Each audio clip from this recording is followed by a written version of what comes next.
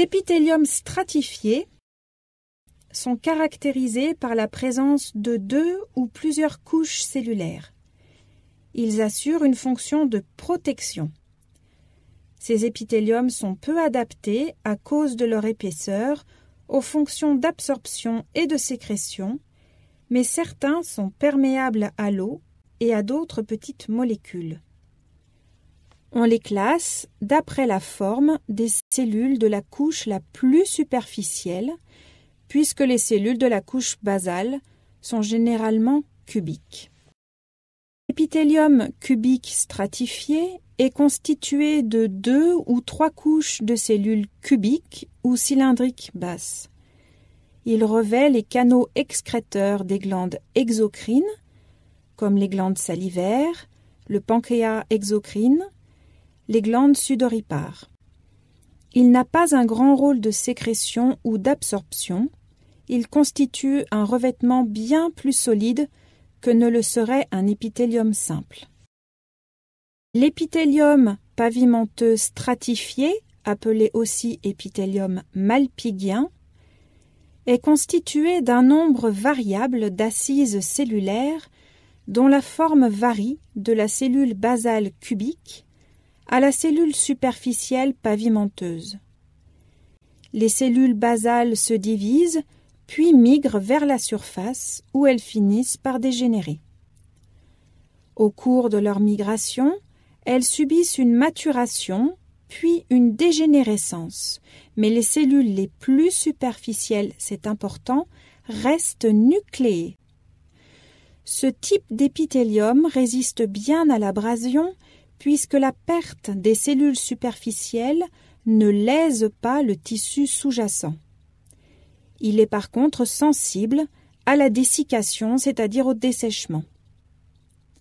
On va donc le trouver comme revêtement de la cavité buccale, du pharynx, de l'œsophage, du canal anal, du col utérin et du vagin. Ces régions sont soumises à une abrasion mécanique tout en étant humidifiées par les sécrétions glandulaires locales.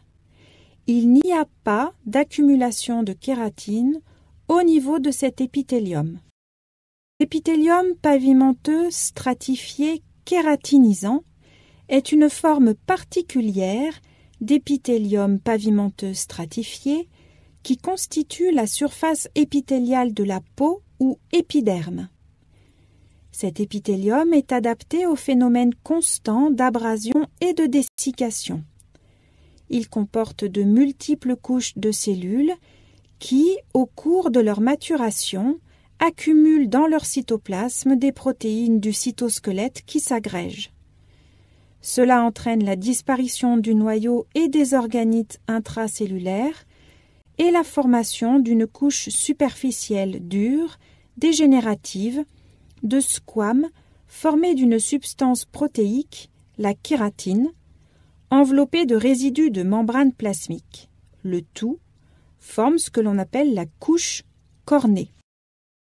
L'épithélium de type transitionnel est une forme spécialisée d'épithélium que l'on ne voit que au niveau des voies urinaires, c'est-à-dire bassinet, uretère, vessie et urètre. L'épithélium urinaire ou urothélium est un épithélium de transition polymorphe car sa forme et son épaisseur varient selon l'état de remplissage, on dit de réplétion, de la vessie. Ainsi, lorsque la vessie est vide, les noyaux peuvent se répartir jusque sur 8 niveaux en hauteur, contre 3 à 4 niveaux lorsque la vessie est pleine. Les cellules basales, responsables du renouvellement de l'épithélium, sont cubiques. Les cellules intermédiaires, appelées cellules en raquette, ont un pôle basal très étroit et un pôle apical élargi.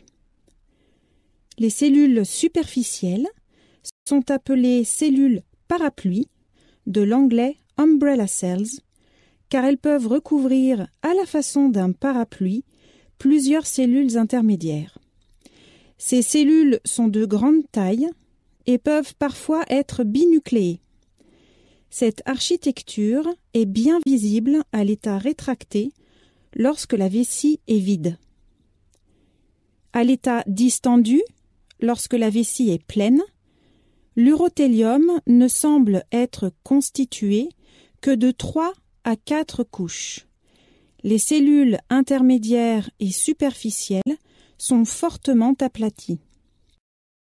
L'urothélium est ainsi capable de s'adapter à de fortes distensions, mais aussi de résister à la toxicité de l'urine grâce à la présence de plaques membranaires situées au niveau du pôle apical des cellules parapluies